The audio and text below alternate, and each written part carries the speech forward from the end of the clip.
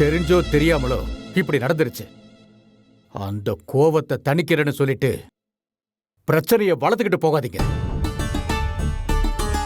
இப்படி எவனாவது நம்மள அசிங்கப்படுத்தினா கூட எதுவும் பண்ணாம நாம அமைதியா இருக்கணுமா? அமைதியா தான் இருக்கணும்.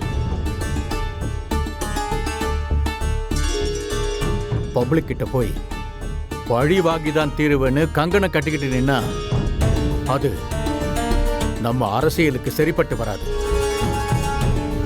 அதிகாரம் நம்ம கைக்கு வரும்போது எல்லாத்தையும் சரி செய்யும்.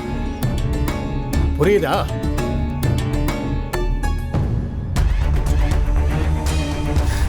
இந்த வீட்ல என் நினைப்புக்கு ஏத்த மாதிரி நடந்துக்கிற ஒரே ஒரு ஆளு கதிர் மட்டும்தான். கதிர் எங்க?